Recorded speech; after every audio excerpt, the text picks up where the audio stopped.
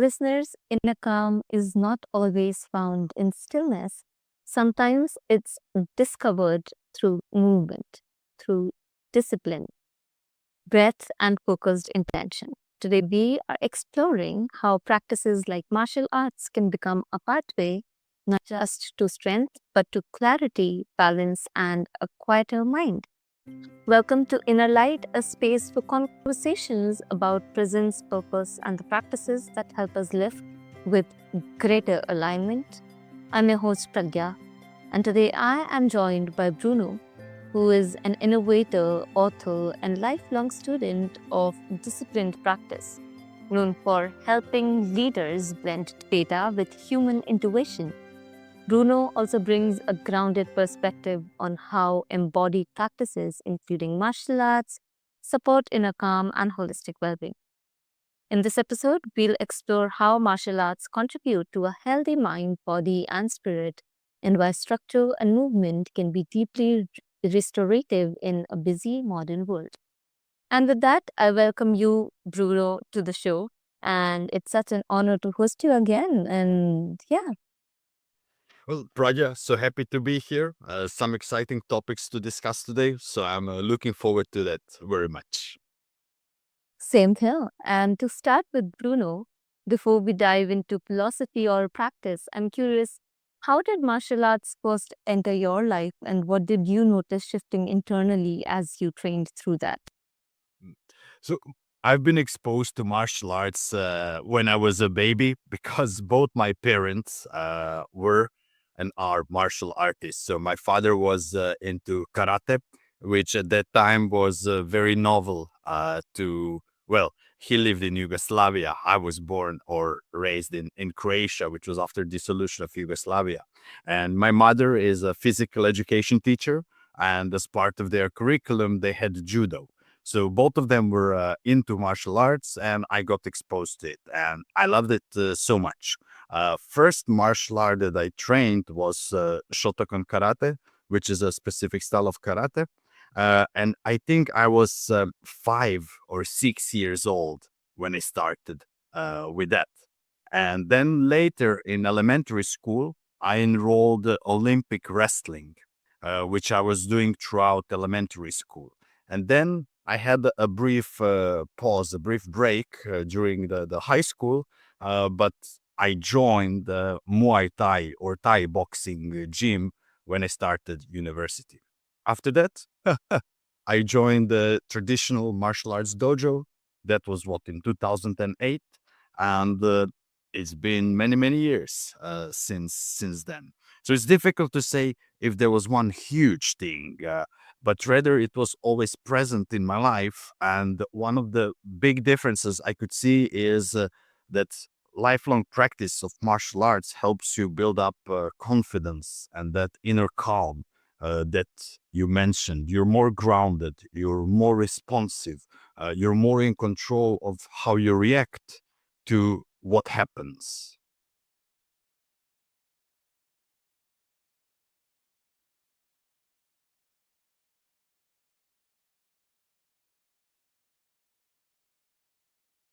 What stand out is how discipline becomes devotion, and that is what you've done in your journey. And when I also read about you, it felt that discipline is not always something which is aggressive or which requires so much attention, but it genuinely is attention, but then it is attention with devotion. So that is what I love about your work.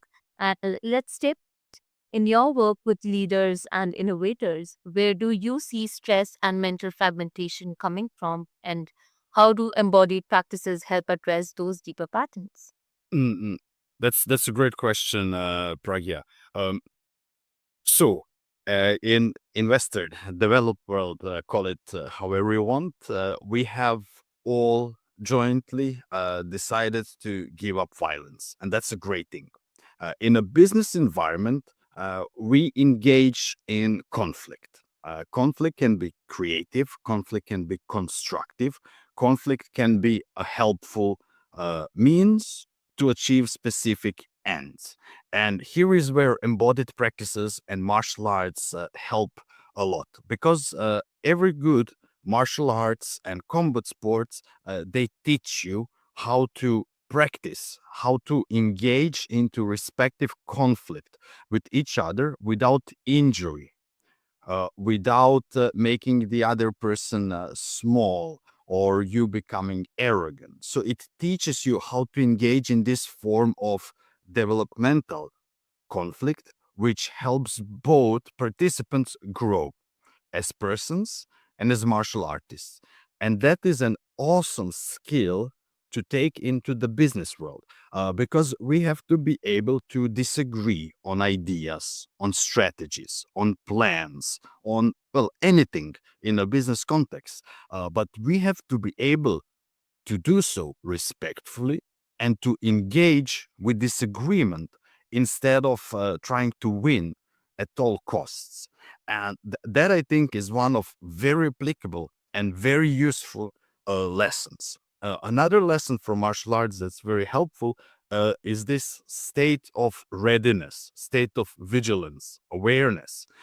In martial arts, if you want to be above average or excellent, you must constantly train your awareness. You must pay attention to small details, to movements, to small responses, both in your own body, so you understand how you are reacting to the moment, but also to other bodies around you. The person you're sparring with, the people you're training, the people who are training around you to avoid the injury, to avoid accidental injury. That helps in the business context as well, because when you start paying attention to those small micro signals, you're better positioned to react in a better way, to react with control, to create with grace, and to respond in such a way. And allow me a brief digression, because I mentioned the martial arts and the combat sports. Both of those are great. The difference between martial arts and combat sports usually do not include self development or deliberate self development, and they usually do not include emphasis on manners and respect. Combat sports are usually oriented towards competition, winning points, etc., while martial arts are deliberately oriented towards self improvement through using body and learning various skills and practices. Both of these are fine, but differentiation is important, because when you go to traditional martial arts schools, you will learn a lot about how to behave, how to be respectful, how to have good and proper manners, which is something that has been eroding in our modern society, unfortunately. And I see that especially in children's classes. When we train children, we emphasize a lot manners, how to greet, how to politely enter, how to politely engage with each other, how to politely disengage, how to politely leave. And all these small things, they build up character. They build up a specific person that is able to respond in a good manner. And when I say good, I mean helpful to the society, helpful to the individual, helpful for the betterment of everyone. That is also a great skill that's transferable to business context. You will not transfer punches, kicks, and throws to the business context. You will not run into the room and start throwing people around. No, no, no. What you will use is, how to behave, how to engage respectfully with each other, how to engage into creative conflict, how to be a good peer, how to be a good coworker, how to be a good professional. And I'll pause here for a moment so I don't go off on another digression. Oh my God, I love that. And it's so true you've said. And I hope the listeners, they also resonate with that, because it's powerful to hear how the body, it can stabilize what the mind keeps circling, and integration, it often begins below the neck. And that is so, so true. And I want to know, how does this kind of training show up off the mat in decision making, emotional regulation? As you were saying, that you can't jump off the businesses, faces, but then more detail on that and how it helps in decision making, emotional regulation, or how someone responds under pressure. Yep. Uh, so one thing that's important in every martial art is stance. How you stand, how are you positioned with arms, with legs. If you imagine, everybody can imagine a boxing stance. So, for example, your fists are next to your cheek and your jaw. You're in a short stance, almost like box-like stance. You're slightly hunched. You're ready to dodge, to duck, to punch. That stance communicates. So it says, I'm closed, I'm ready to come in, I'm ready to take punches, I'm ready to give punches. Then, for example, a wrestling stance is wide feet, wide arms, slightly hunched forward. You're ready to grapple. You're ready to grab the arm. You're ready to throw yourself underneath, roll over, throw somebody.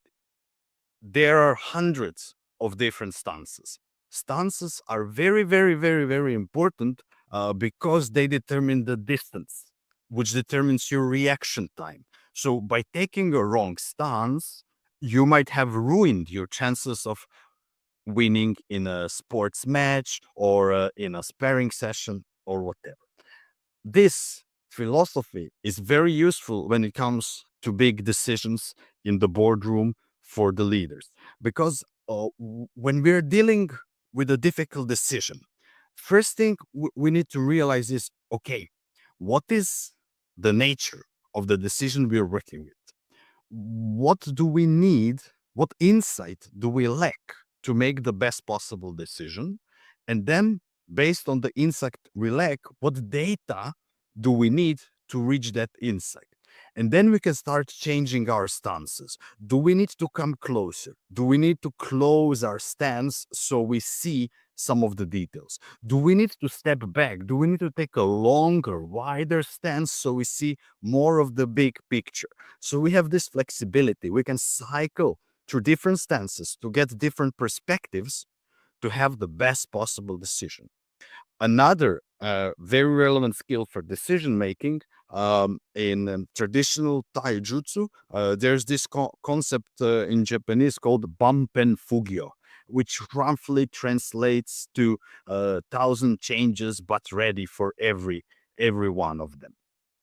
This is so important in high profile strategic decisions, big innovative ideas, and similar, because we don't have crystal balls, not yet at least. So we cannot foresee the future. We can only have some guess, our best guess, how things might develop, but we must remain flexible. So if something changes, we should not react dramatically or over dramatically. We should not react with chaos and despair, but rather something has changed. Okay, let's adjust. Let's change the stance. Let's change our approach. Let's reassess. So, whatever happens in a business, we will be able to remain stable and adjust in the moment. This flexibility is very important. So these two are two concepts that I use when working with executives all the time. I do not teach them as martial arts. I'm not their martial arts instructor, but I'm applying these insights when working with other executives and senior leaders. And that is something that you feel in their body. People who have never trained martial arts, they will call this, I have a gut feeling. I feel butterflies. I have a hunch. What they're having is an embodied response to decision that they're facing. So I help guide that response, their gut, their hunch, by using martial arts principles that I have learned through my body over 30 years, more than 30 years of practicing martial arts. That is beautiful. And that transfer from practice into daily life, it feels essential. And I'm so sure it works wonders as you've already, given us insights on that. And thank you for that. And for someone who's listening, who is curious but intimidated by martial arts, what is a gentle entry point physically or mentally to begin cultivating that calm and focus? The best way to try martial arts is to sign up for a trial session. If you're uh, wary, if you're maybe slightly afraid or anxious, I'll give you some tips. So the most important thing is not the school in a sense. Do you want to go to karate, Brazilian jiu-jitsu, judo, boxing, kickbox, Muay Thai, MMA, whatever?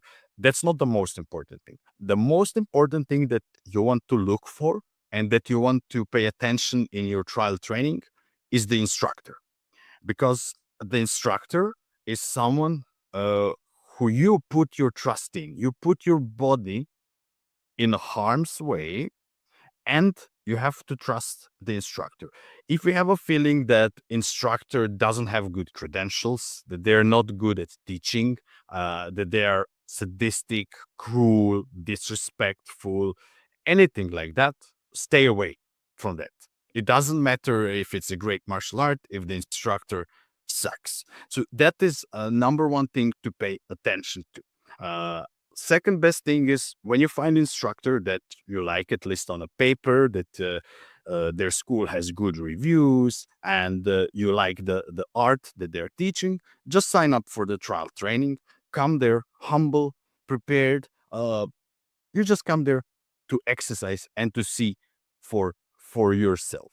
This is the best way to get started. After that, if you like the art, you like the instructor, it's just about discipline, showing up every week, practicing, practicing, practicing. The insights that your body will get will come over time. Embodiment is one of those things where there are no shortcuts. It's impossible to shortcut. It doesn't matter if you're physically talented or untalented, you cannot shortcut your way through body. You must do the repetitions. Nobody can do them for you. This is one of those things that you cannot just go out into the supermarket and buy. Like, hey, give me 10,000 repetitions for $100 or whatever. It just doesn't happen. This might sound scary, but the benefit is everything you achieve is going to be your own and nobody else's. Every insight, every learning, it's going to come through your body, through your engagement, and through your disciplined devotion. And that is amazing. That really is, and it is so beautiful, and I appreciate how accessible that is because it honors consistency over intensity. And I love the insights that you've given us. And if you practice, it has plateaus and setbacks, right? So when discipline it wanes or frustration shows up, how do martial arts principles help people return without self judgment? Ah, so in martial arts, what anybody will tell you is you will do more mistakes than correct things, exercises, maneuvers, moves, katas, whatever you have in your martial art. So just by the training martial art, you will develop the mindset where failure is simply everyday occurrence because it's part of the learning journey. So by doing that, you will notice how you become less and less frustrated at work, in personal life, and other spheres of your life, just because it is part of the normal and regular process. In martial arts, every time you're learning something new, you're the beginner and you're going on that journey, increasing your skill. But there are so many patterns, so many katas, so many different things to practice and exercise. You're always a beginner in something. And that does wonders to build up a humble but resilient spirit. Because, yes, you're increasing in skill, but you will never become super arrogant because there's always something you're beginner in. And that's amazing because that helps you dealing with those small failures and setbacks in a professional setting as well. You realize some of these are simply part of the education process. They're part of learning process. And then you will be able to transfer that insight, your bodily insight, into your professional context and realize, hey, this is just a learning for towards becoming better, improved, more skillful and skilled. So everything is intertwined and reinforces each other. Your martial art improvement with your professional improvement. And that's what I emphasized earlier, combat sports versus martial arts. That martial arts have this emphasis on self-development, personal growth, protecting of body, mind, and spirit, and contributing back to the society at large. That is great, Bruno. And for listeners who want to explore your work, your writing, or your thinking around innovation and disciplined practice, uh, let them know where can they find you.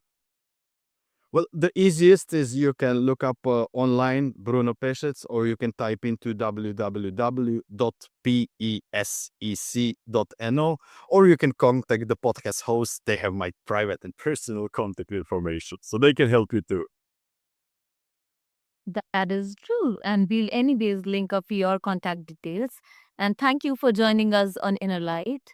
If today's conversation resonated, notice how your body supports your mind and how simple practices can bring you back to center.